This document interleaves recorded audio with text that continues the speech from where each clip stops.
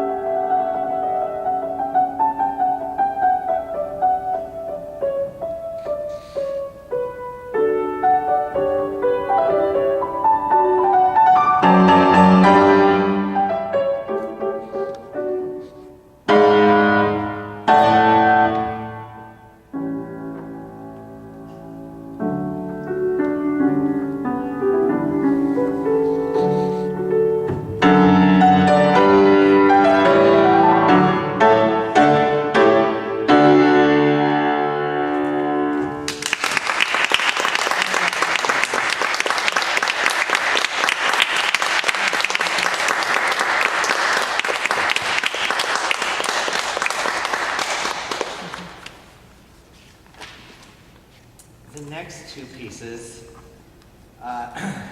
John Field was Irish, and he was a very interesting person. He came to work for Clementi, and everybody, we know Clementi from all the sonatinas.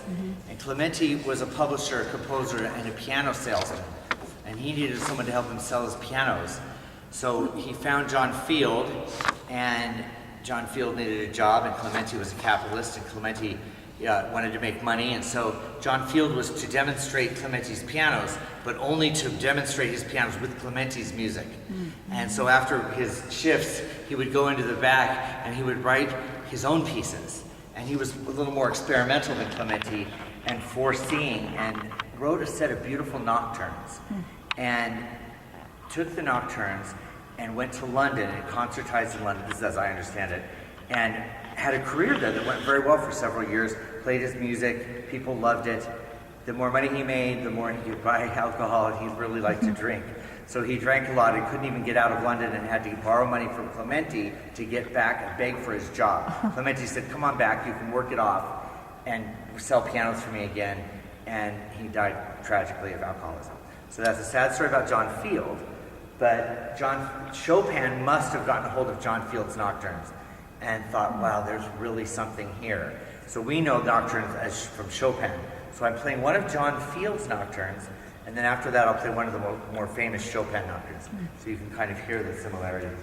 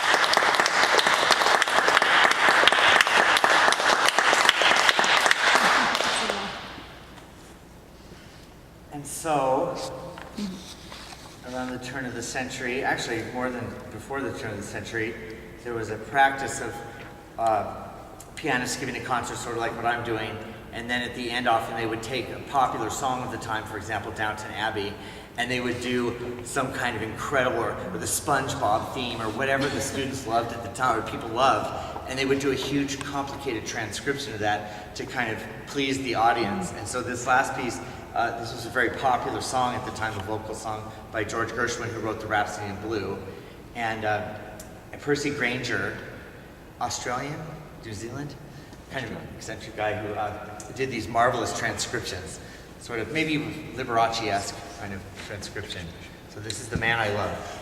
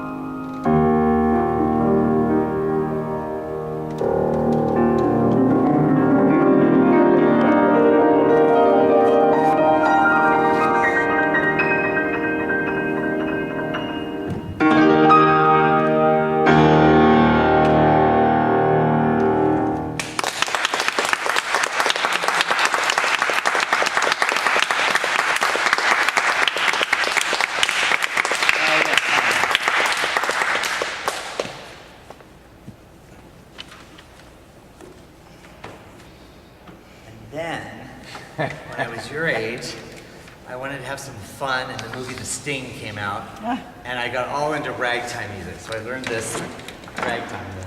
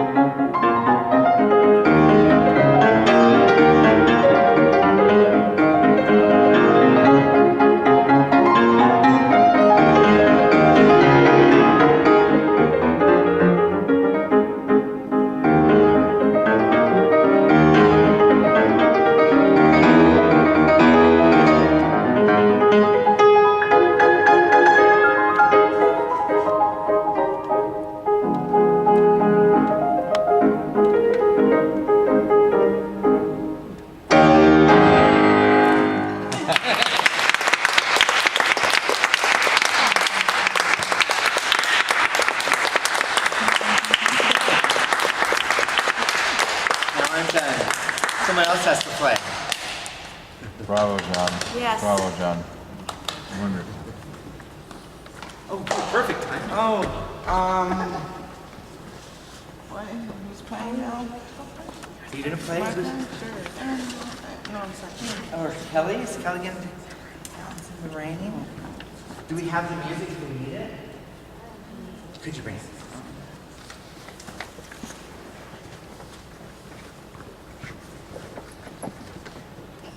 I don't know if I've ever done this before. I taught someone in front of other people. I don't think I've ever done a master class. Really? You do it every week. This is my little bag of tricks. Actually, I usually sit on that side. So probably, Your private lessons you teach before God. I have an audience of God. Maybe let her play it. And then Through, but that's what I thought. Yeah, just play it all the way through. Right. Just There, yeah. Just a little You personal do it. space. how you like it, and then if there may be nothing I have to say, but if there is, I can try to help.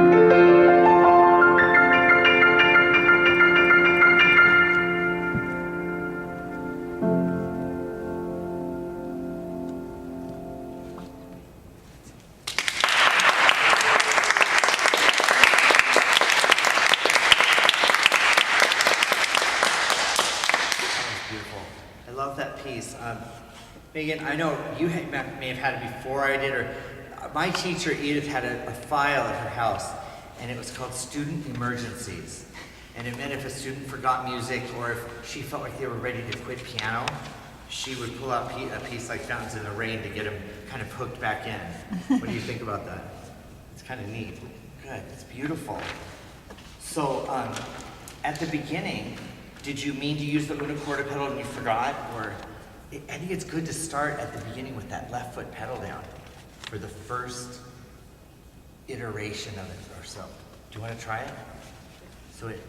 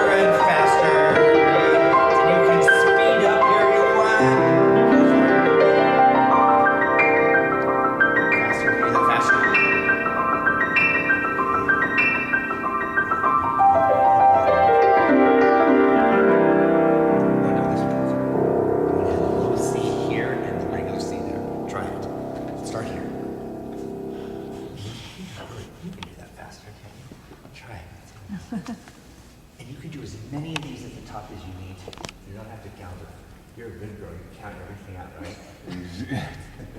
Okay, so go for it.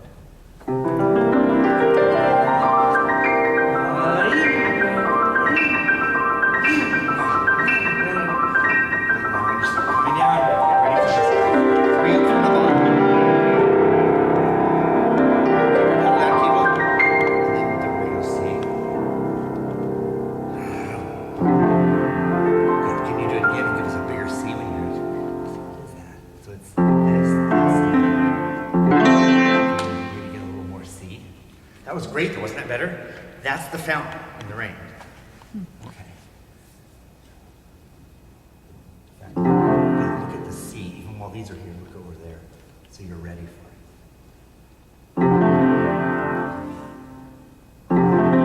It's better. Sometimes you can back up your 3 with that if you want to.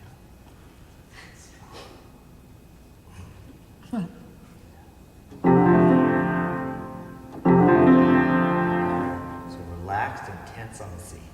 That was better.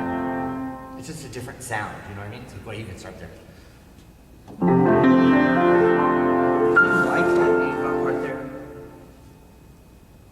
You do? Okay. I have my students do it regular without the A part because it just sounds kind of funny. But if you try it without it, it matches the first part better. Just an idea.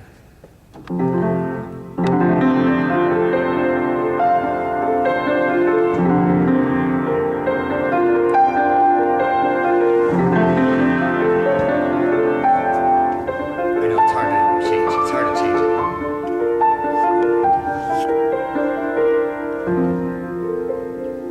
So keep going. Think about it when you practice. Think about that. It sounds funny the other way. It sounds so far away, kind of, you know. Can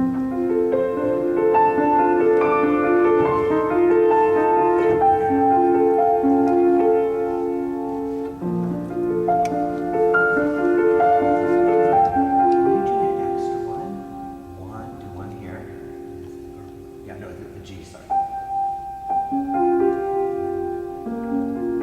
Do another one.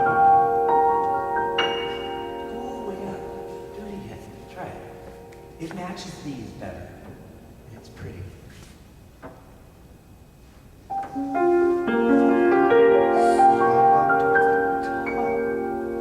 And the same thing on the next one.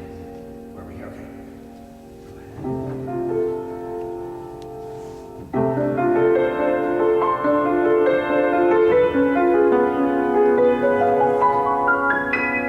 Good. Keep going.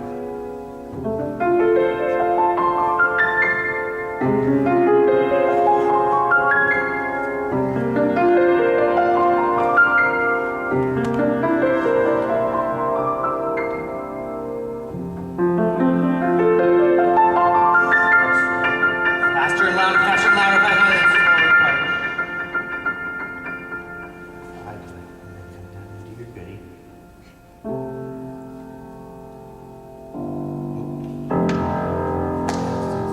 It doesn't sound finished without that. Do it again from. Is that okay? Is it interesting at all? Those changes? I know it's not what everybody does, but let's start. Can we start there? How do you feel about those up high like that? Is it pretty? Yeah, try that.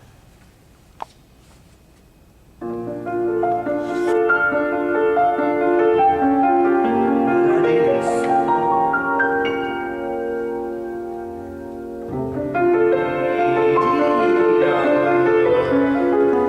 That's the notes at the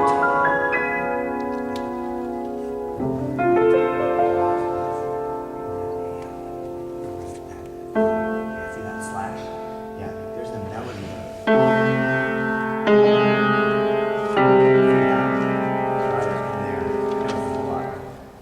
Try to bring that thumb out a little bit. Big thumb, good. You hear it? Hear that melody? And it's a G. Now bring out this A. Good.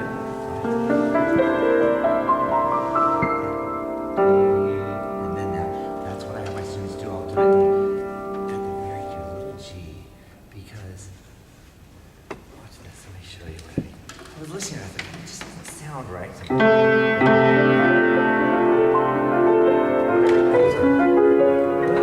then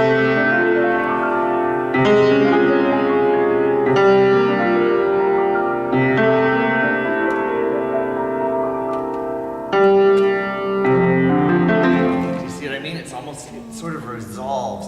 G. So let's do it one last time. Starting from this part.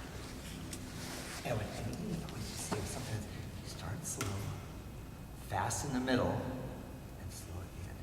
So they don't sound too, sort of free, So you want to try that from there?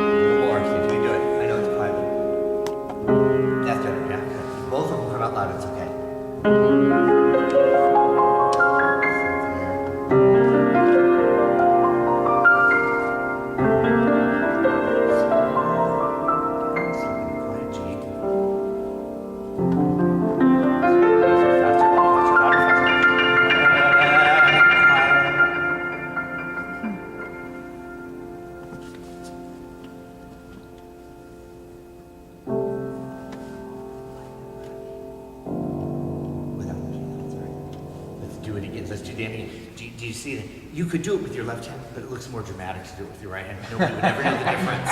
Nobody would ever know the difference. But so can we do it one last time? And I'll leave you alone and you just try to implement that stuff. Okay. When I did the F, I made a mistake and did the G too, and she's so good. She goes, "Oh, I'll do the G too." You're a good student. Okay, here it goes.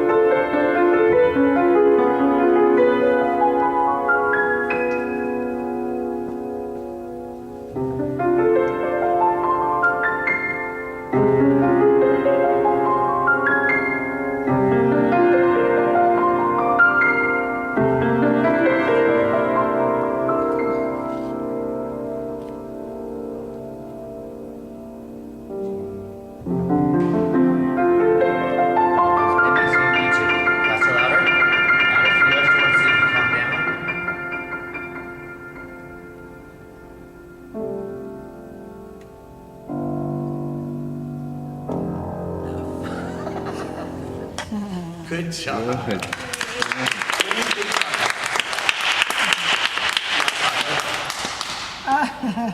That was really good. Isn't that a gorgeous piece? Those are just the thoughts I have about it. I know it's not. My teacher studied with a student that was a pupil of Liszt, and Liszt was very famous for, well, let's try this, well, let's do this, well, let's add that, and so that's sort of the tradition I come from. And then Edith used to always say, be sure to start well and end well, because they always forget everything in the middle. Give them a good ending and a good beginning, and everything else will work out. What do you think about that? Good It's beautiful. job. You have a beautiful touch. Thank you so much. Think about those changes. You don't have to do. You can go home and do it your way, but it's just fun to kind of experiment.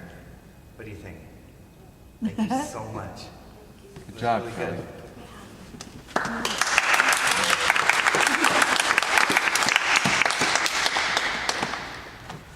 Okay.